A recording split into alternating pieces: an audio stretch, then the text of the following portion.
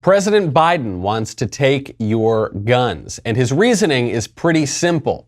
President Biden is arguing that the Second Amendment is outdated because if he really wanted to take you out, he could just nuke you. The Second Amendment, from the day it was passed, limited the type of people who could own a gun and what type of weapon you could own. You couldn't buy a cannon. Those who say the blood of patriots, and all the stuff about how we're going to have to move against the government.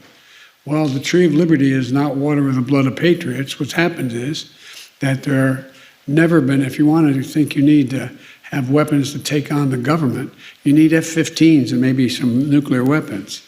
The point is that there's always been the ability to rationally limit the type of weapon that can be owned and who can own it. And you think of the problem in the blood, and you think that the Jefferson and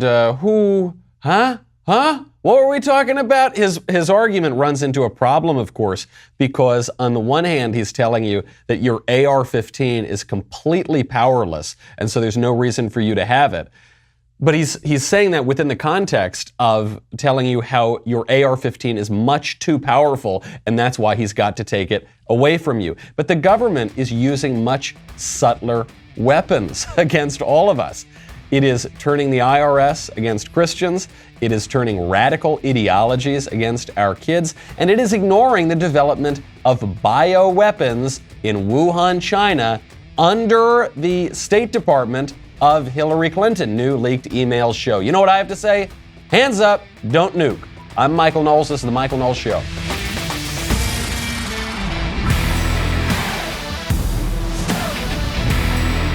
Welcome back to the show. My favorite comment yesterday is from King Loser, who says, "It's hard to win an argument with a smart person, but it is impossible to win an argument with a stupid person." This is very, very true. I have noticed this.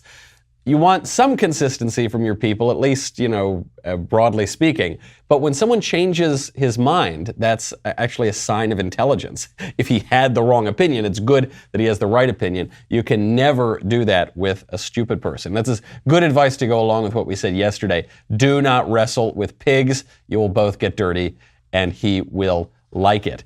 Especially in chaotic, crazy times such as ours, really makes you want to invest in physical gold. That's why I would recommend checking out Acre. You know the price of gold has been all over the place. You know that fears of inflation are getting more and more dramatic. Great time to get invested in physical gold. But you might say, Michael, I'd love to do it. I just don't have the scratch on hand. Gold is not exactly cheap. What if I told you can get investing in physical gold for as low as $30 a month? $30, Michael, that can't be. Well, it can be, because the geniuses over at Acre Gold have come up with this ingenious new product which permits you to subscribe $30 a month. When your gold stash reaches the price of their gold bars, they will discreetly ship physical Acre Gold to your house. I've always loved investing in precious metals. It's done me very well, and especially when you want to hedge your investments against inflation, physical gold is a terrific way to do it. I really enjoy being invested in Acre Gold. Head on over to getacregold.com/Knowles. Start investing in physical gold today. Make sure you go to that URL, because Acre is giving away a gold bar. Yes, a gold bar. To qualify, tweet or post why you should be the recipient and mention at @get_Acre. That is getacregold.com/Knowles.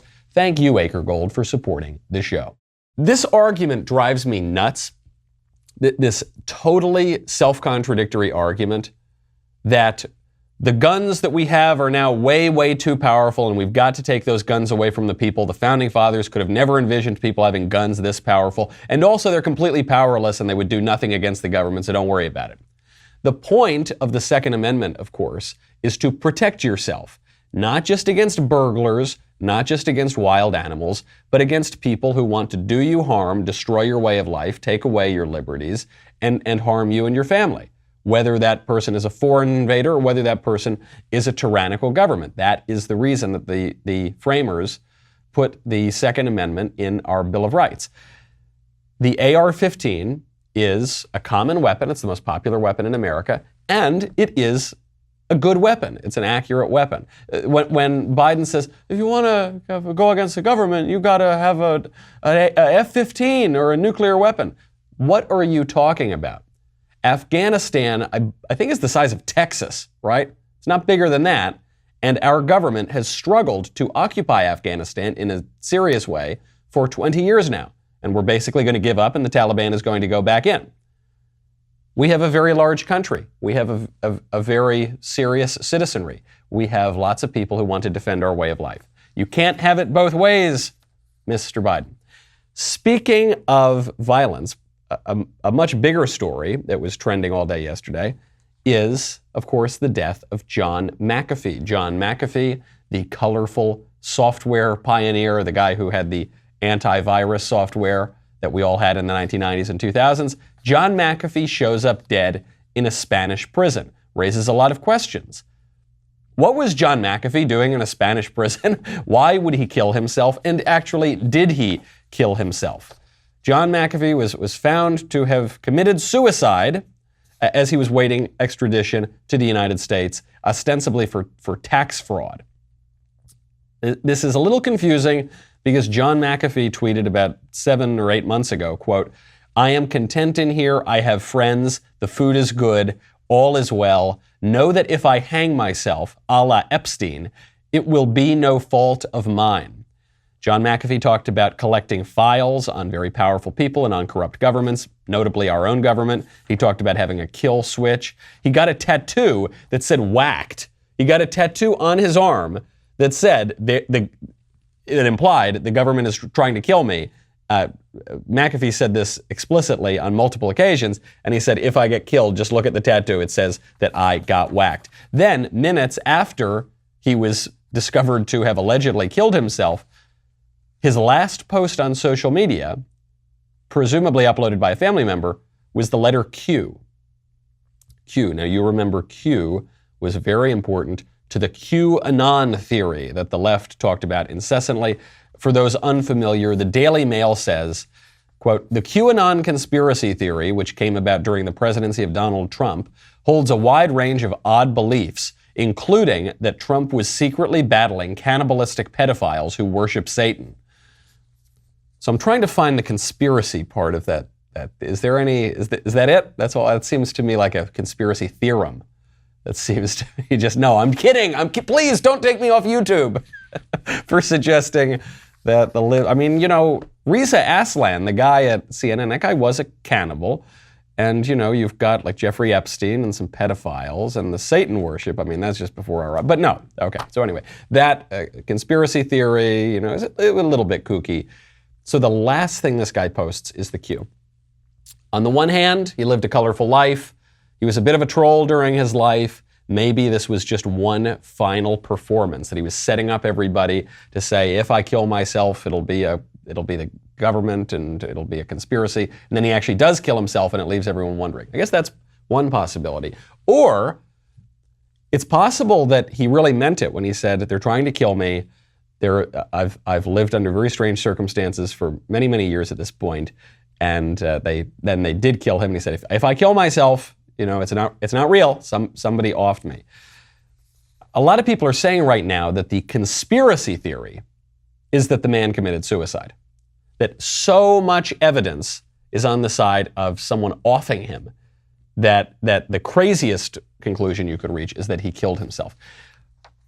I have one big question about the Epstein death and, first of all, the fact that we refer to him getting Epsteined, right? The fact that he referred to himself getting Epsteined is evidence, I think, that something is seriously wrong in our institutions. That we all just know that Epstein didn't kill himself. We all just know it. Or if he did kill himself, it was under very, very strange circumstances where, the cameras just went out. And the guards just fell asleep. And the guards falsified records. And oops. And we're all just cool with that. We all just shrug and we say, Epstein didn't kill himself, ha, ha, ha, ha, ha. Well, the implication there, of course, is that someone killed him. Someone went into a prison and murdered him. And we're all just like, well, ha, ha, ha. That's the way the world works. That implies, yes, the possibly billionaire pedophile ring Caribbean island owner who was hanging out with the most powerful people on earth, who had a former U.S. president, Bill Clinton, flying around on his plane dozens of times, and who was close friends with Bill Gates and close friends with the British royal family, with Prince Andrew, and close friends with lots of other super powerful people, and seems to have had connections to foreign governments. Ha ha, he just got whatever.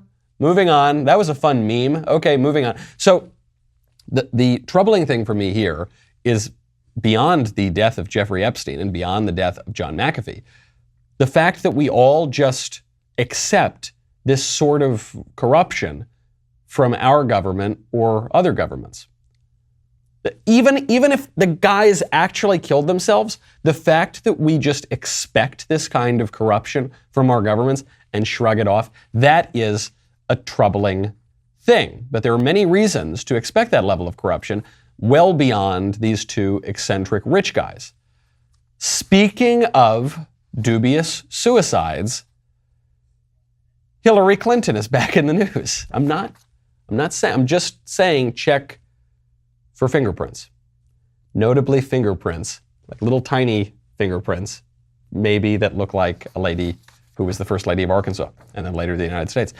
In 2009, according to leaked documents right now, Hillary Clinton, then Secretary of State, warned in a State Department cable obtained by WikiLeaks that the work being done at the Wuhan Institute of Virology could lead to, quote, biological weapons proliferation concern. This is according to reporting from our pal Jack Posobiec over at Human Events.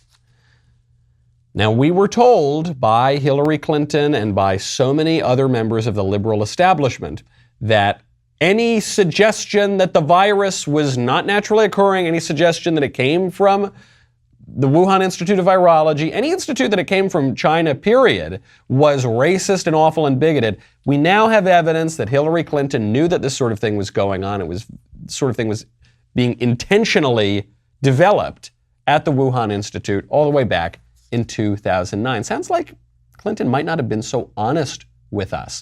Hillary Clinton tweets out last year, quote, the president is turning to racist rhetoric to distract from his failures to take the coronavirus seriously early on, make tests widely available, and adequately prepare the country for a period of crisis. Don't fall for it. Don't let your friends and family fall for it. This is because Trump was accurately and precisely referring to the China virus, the virus that came from China. You know, like the Spanish flu or Ebola or West Nile. So he was referring to the China virus. But whenever Trump identified the geographic location that the virus would come from, that was considered racist and terrible. Hillary Clinton, years and years ago, 10 years prior or more, recognized that there were some troubling things going on at the Wuhan Institute of Virology, where they were studying and beefing up coronaviruses specifically for bioweapons. And she warned about this, and then nothing happened. So if Hillary Clinton is going to knock anybody for not taking this seriously, it probably should be Hillary Clinton herself or Barack Obama, because nothing was really done. And the U.S. federal government continued to fund and continued to work with the Wuhan Institute of Virology up until this virus leaks. And then they cover up for them. They help the Chinese government obscure the origins of the virus, and they continue to do that today, even as evidence after evidence after evidence mounts that this came from the lab and that this was engineered by human beings. Our good old friend Dr. Fauci continues to try to obscure the truth here. Speaking of the coronavirus, though, I've got some bad news for you. Well, I've got some bad news, but it's also news that just doesn't matter at all. Joe Biden set a July 4th date for hitting his targets on COVID and finally putting the virus behind us. And unfortunately, according to Jeffrey Zients, the head of the White House coronavirus response team, because of those damn youths, because of young Americans refusing to take the jab, because of that, we are not going to meet that July 4th deadline. For Americans 30 and older, we have met the president's goal of at least one shot.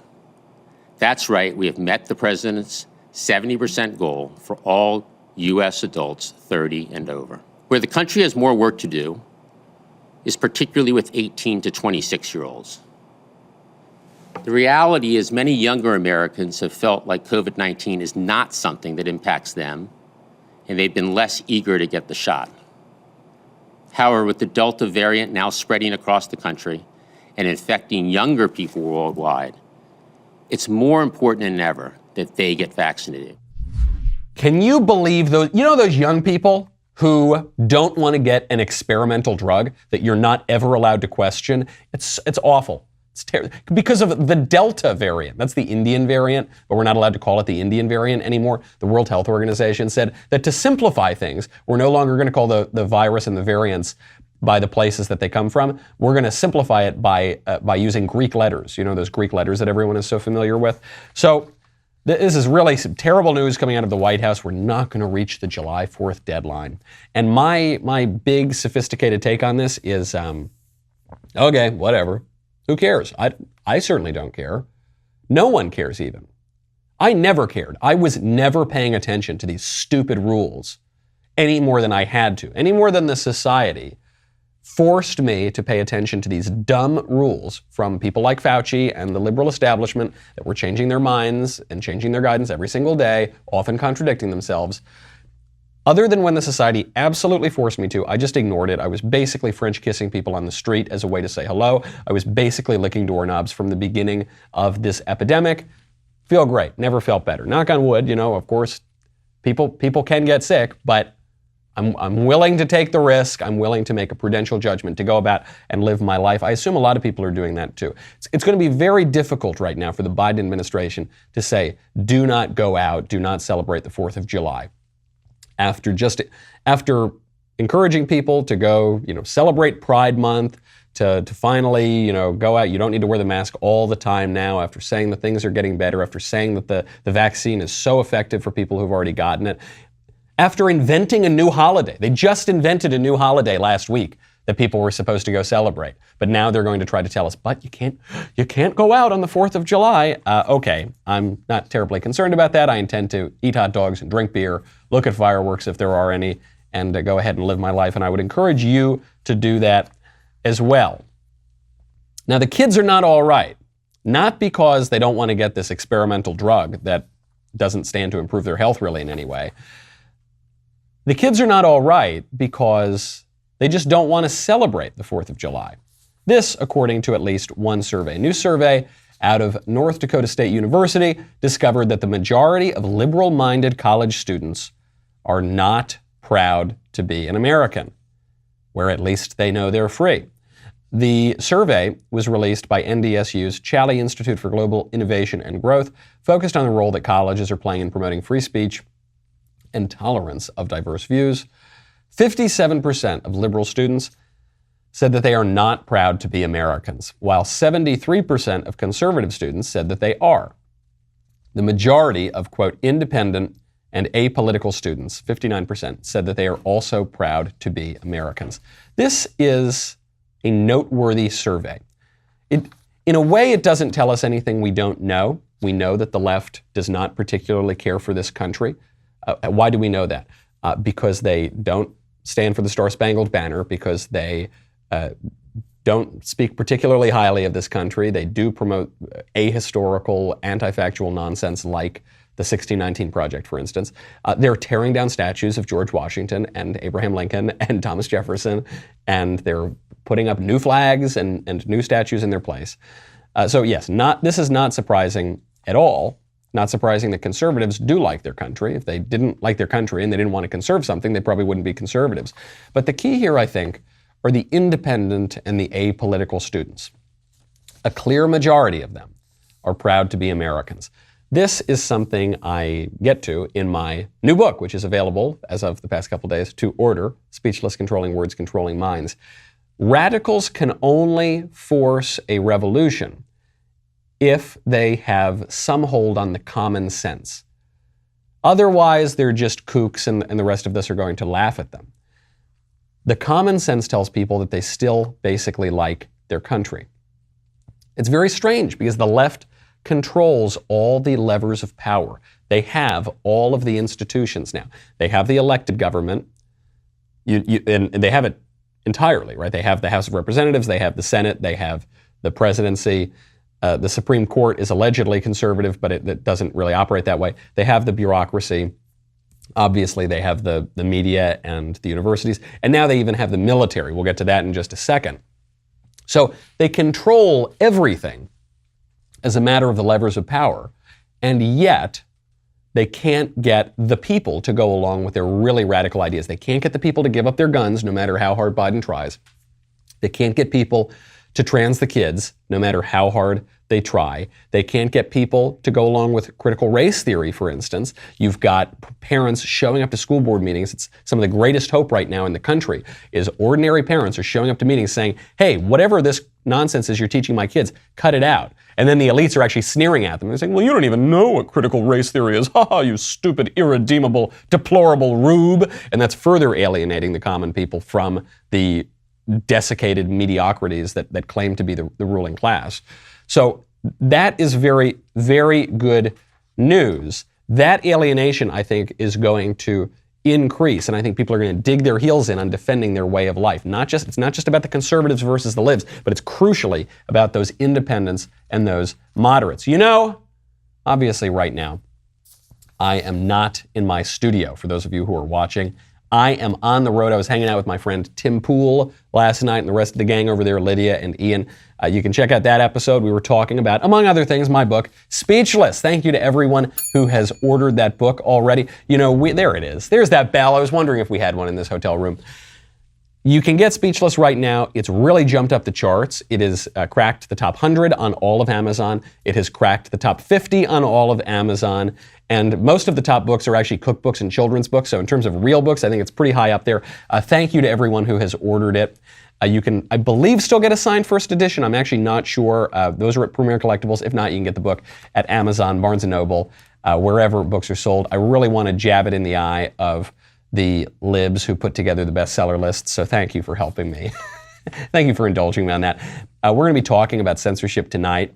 We're going to be talking about what the left is censoring, notably in things in the news like the lab leak hypothesis. We're going to be talking about the way that our words have been totally transformed through things like the woke army ads. We're going to be talking about everything on Backstage. So head on over. You get me, Ben, Drew, Matt, Jeremy, the God King Boring, everybody over on Backstage. Streams at 7 p.m. Eastern, 6 p.m. Central at dailywire.com and on our YouTube channel. Do not miss it. We'll be right back.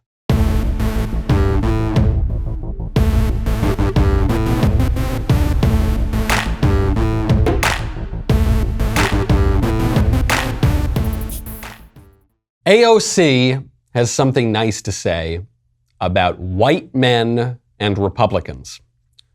Those are two groups that she conflates. She thinks they're identical, but it's very rare that AOC would have anything nice to say about either of those groups.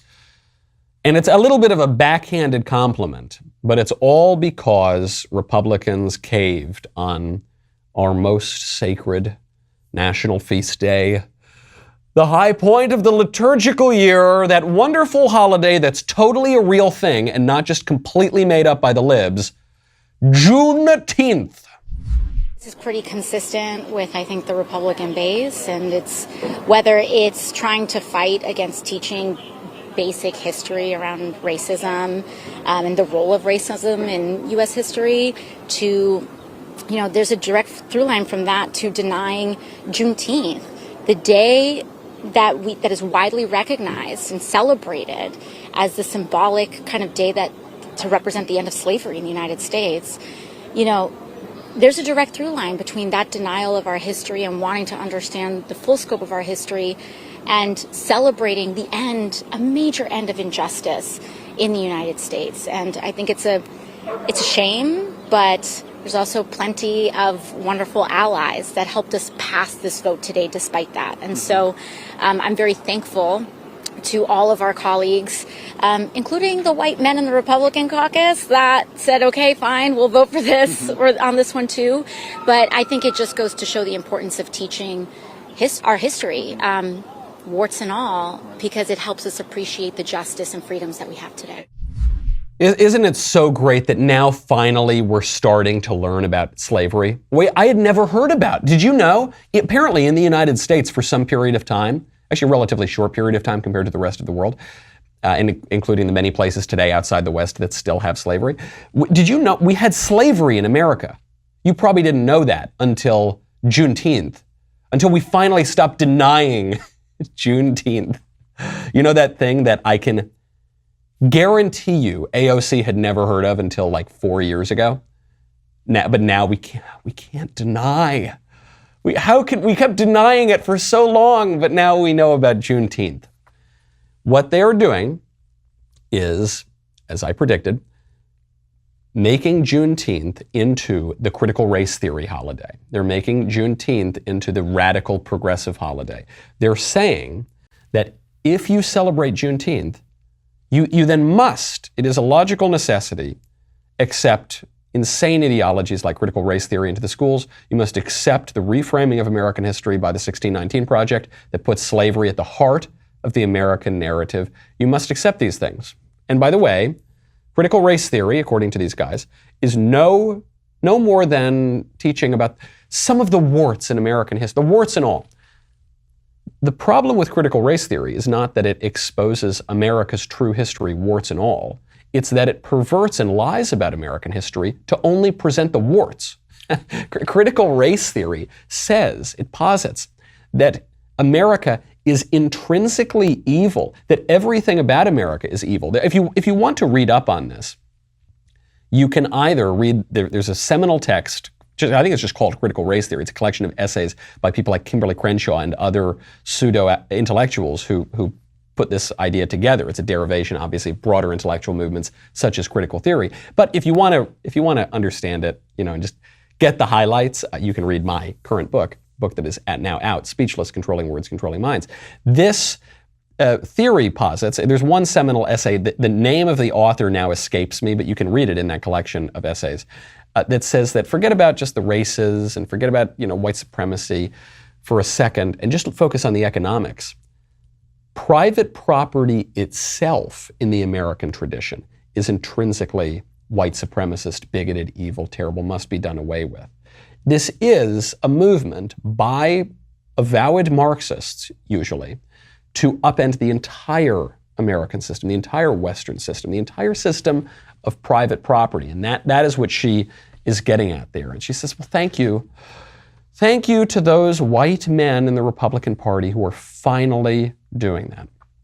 I do wish that those white men in the Republican Party who went along with this thing had paid attention to the white men and black men and women and Asians and Hispanics and smart people of all stripes who are conservative, who recognize the danger of this sort of thing. Speaking of Republicans, the IRS, you'll be shocked to hear, is targeting conservatives. I know they've been doing this more and more since Barack Obama weaponized his IRS to go after the Tea Party specifically, to go after his political opponents. It actually, under Obama, the IRS went after an organization that I was a member of called the Friends of Abe. This was a group of Hollywood conservatives. The Obama IRS kept trying to get the book of membership. It was a tightly held secret because people would be blacklisted very often. They just wouldn't work in show business if it came out that one was a Republican. And fortunately, we never gave the book on over to the IRS. Well, the IRS now is going after a Christian group because the IRS is holding that the Christian group is promoting the Bible, and the Bible is a Republican Party document. I'm not joking. I'm not joking. On May 18th, the exempt organizations director over at the IRS, Stephen Martin, denied the application for tax exemption by a group called Christians Engaged because, Martin said, Christians engaged in prohibited political campaign intervention and operated for a substantial non-exempt private purpose and for the private interests of the Republican Party. Okay, well, how is that? Well, because Christians Engaged said that they're going to promote biblical teaching and they're going to do that in the public square, and, quote, Bible teachings, he lowercased Bible, by the way, he said, Bible teachings are affiliated with the Republican Party and candidates. This disqualifies Christians Engaged from exemption under IRC section 501c3. Now, I'm going to go back to what the Daily Mail said earlier. Get back to John McAfee posting the letter Q. QAnon conspiracy theory is this idea that Trump was fighting against Satanists. Well, it would appear that the IRS under the Biden administration is admitting that. They're saying that if you support biblical teaching, if you support Christianity, then you are identifying yourself as a Republican. Maybe to be fair to the IRS, maybe they're saying, look, if you promote overt Satan worship, that also would not get you a tax exemption because that would be a Democratic Party activity. We're not going to allow either of those things, Bible teaching or Satan worship, to receive a tax exemption. But probably not, actually. Probably that's not what they would say. It's an amazing, I won't even say it's a tacit acknowledgement that Christianity has a political dimension that these days involves opposing the radical left and its avatar, the Democratic Party. It's not tacit, it's explicit now. Read it up on the IRS's website. They're not just going after Protestants, by the way. The federal government, the elected officials, are saying that if the Catholic Church withholds the Eucharist from Joe Biden, because Joe Biden is in a state of unrepentant, grave mortal sin, and he's also committing the sin of scandal as the second nominally Catholic president, who is now coming out and saying that he will continue to affirm the constitutional fictional right to abortion. He will continue to flout church teaching on a very important issue. If the church protects the Eucharist against Joe Biden and his scandal, they could lose their tax exemption. Representative Jared Huffman says, if they're going to politically weaponize religion by rebuking Democrats who support women's reproductive choice, then a rebuke of their tax-exempt status may be in order. I'm glad that Huffman came out and said this. The threat against the Catholic Church is disgusting. The threat against Christians, broadly speaking, is absolutely disgusting. But it's been going on for a long time, and I'm glad they're finally admitting it. We do not have freedom of religion in this country. We are losing our freedom to practice religion every single day. We're losing it even in the language that we use. Barack Obama did this very adeptly. He changed the popular phrase from freedom of religion to freedom to worship. And it sounds like it's a subtle shift. I guess it is subtle, but it's significant. Religion is something that affects your whole life. You do religion. Religion is not a private affair.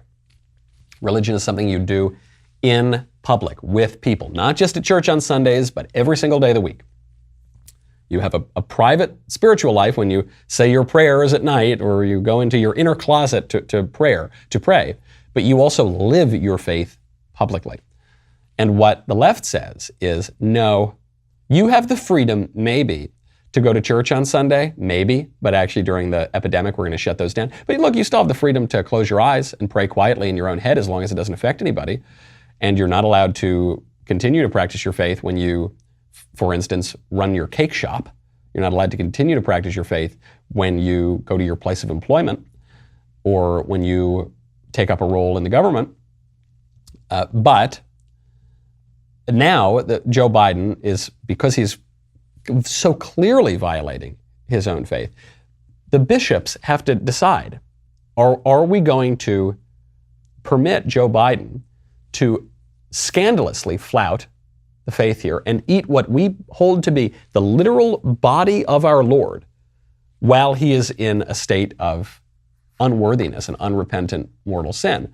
Or are we going to stand up and defend it? Well, if you defend it, folks, we're coming after you. Because we have a state-established church in this country. It is the state-established church of secular progressivism. It has its own liturgical calendar. It's got its own secular saints. It's got its own feast days. There's a new feast day called Juneteenth. There's a liturgical month. It's called Pride Month. We're celebrating it right now. And by the way, this will have public demands. This will have an actual caste system, which we're seeing increasingly with the development of critical race theory, with the castigation of white men as the bane of all evil on earth. You know, AOC so magnanimously is willing to acknowledge, okay, maybe white men occasionally do something that's okay, but really, I mean, we should expect pure evil from them. Well, at a Seattle LGBT Pride Month called Taking Black Pride, taking B, in parentheses, L-A-C-K, Pride. If you're white, you have to pay more money. They're charging a reparations fee, they say $10 to $50, to keep the event free of cost for black and brown, trans and queer people. That's pretty narrow. How many black and brown, trans and queer people are there? 2 Capitol Hill Pride organizers complained, and the Seattle Human Rights Commission blasted them on social media for complaining about charging white people more money than black people, and included their unredacted phone number, and came out. The Human Rights Commission decided to dox people and put them in harm's way. They got knocked for doing this now. You're going to see this more and more. You are openly seeing the talk of quote-unquote reparations, which is not, it's not really reparations. First of all, we've already had reparations in this country for a very long time. That was the entire purpose of the Great Society and the welfare programs, was to make reparation for slavery a century prior. But it's not really reparations, and this wouldn't be reparations either, because that wouldn't be the end. You're telling me that, okay, we're gonna have a big reparations fund, and we're gonna give all the black people some money, and we're probably going to give other races some money. Why, I don't know, but that's being talked about. And we're going to give recent Nigerian immigrants some money. From who? From just white people? How are you going to do that in the tax code? I'm not sure. And okay, let's say you do it, and then we're all good, right? Then it's totally fine. Something tells me that's not what's going to happen. This is not just being enforced. This racial caste system, this highly racial ideology is not just being enforced at the local level of some kooky pride parades or something. This is being enforced by the government. That's what affirmative action is. It disadvantages whites and Asians, and it gives advantage to blacks and Hispanics in college admissions and elsewhere. It's also at the cultural level. There's a new movie coming out. It looks really bad. I don't want to judge a movie by its trailer, because I haven't obviously seen the movie yet. And the movie, well, take a listen. I don't want to color your view.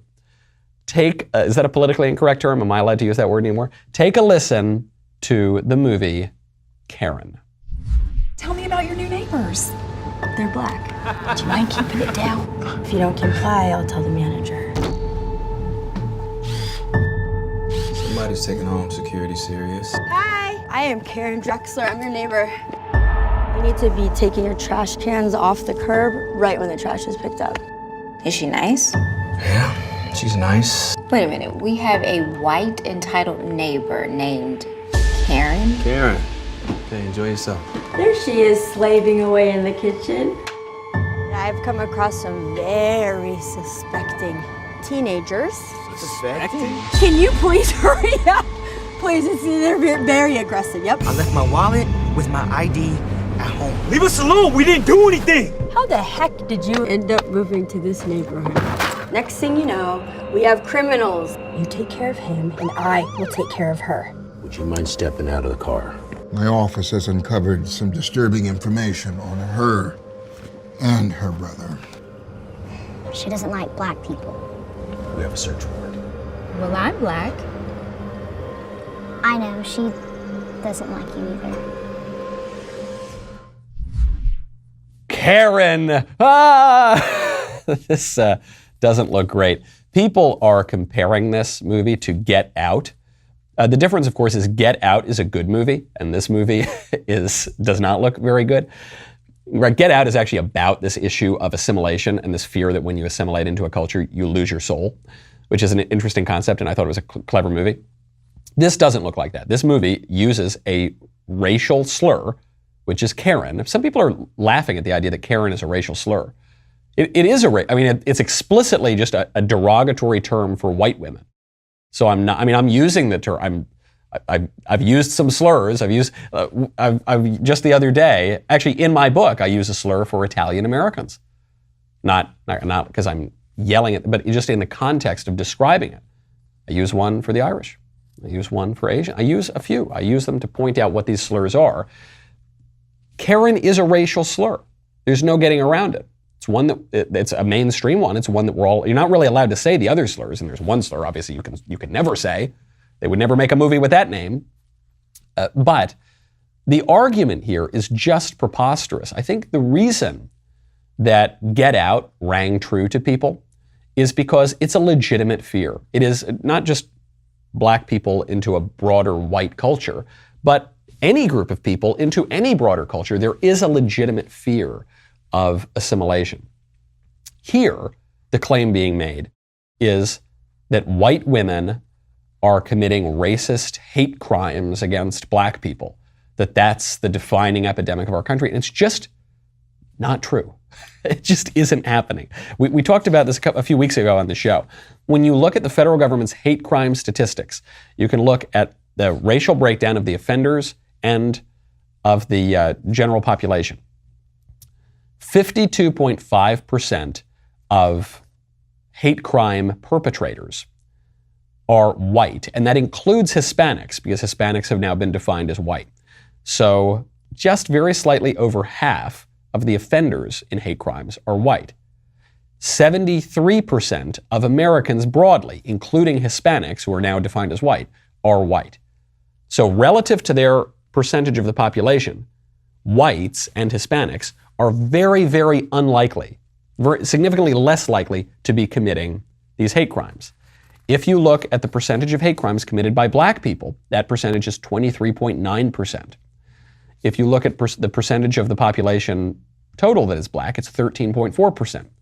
So I'm not making any claim that it's because of an intrinsic biological reason or something that whites and Hispanics are relatively less likely to commit hate crimes and black people are relatively more likely to commit hate crimes. I'm just telling you what the federal statistics are. I'm not saying we should make a movie with some black racial slur about the way that hate crimes are really perpetrated in this country. I'm not even saying the term hate crime it should be a common term. I think it's a ridiculous term because I don't think there are very many love crimes. I guess that would be the opposite of a hate crime.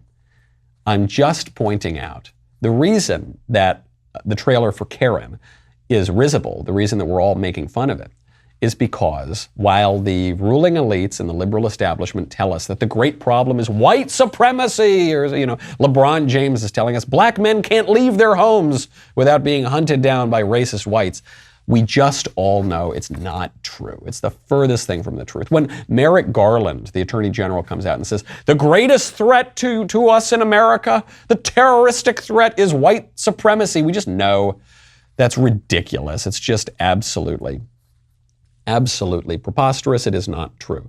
And if you want to solve problems of racial division, if you want to solve problems of crime, which is spiking in cities around the country, you need to be able to diagnose what is really going on, right? The first step to solving a problem is admitting that you have a problem.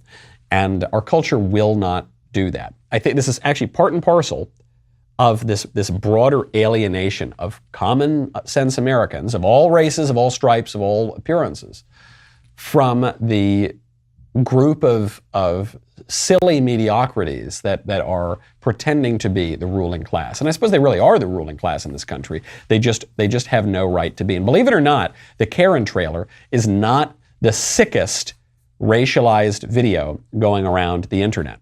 A white lib mother took to TikTok to explain why she won't comfort her little baby girl when she cries, because we should not play into, quote, white woman tears, even those of a baby. We'll have to get to that tomorrow because we're out of time. How's that for a cliffhanger? Stay safe out there. Don't get nuked by Joe Biden. I'll see you tomorrow. I'm Michael Knowles. This is The Michael Knowles Show.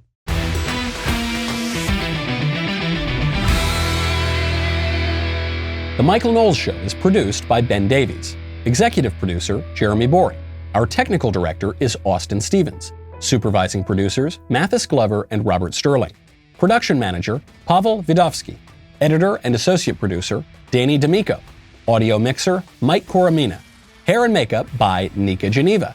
And production coordinator, McKenna Waters. The Michael Knowles Show is a Daily Wire production. Copyright Daily Wire 2021. Today on The Ben Shapiro Show, Joe Biden threatens to nuke gun-owning Americans. Chairman of the Joint Chiefs, General Mark Milley, defends teaching critical race theory in the military. And Democrats reap the whirlwind as crime skyrockets. That's today on The Ben Shapiro Show. Give it a listen.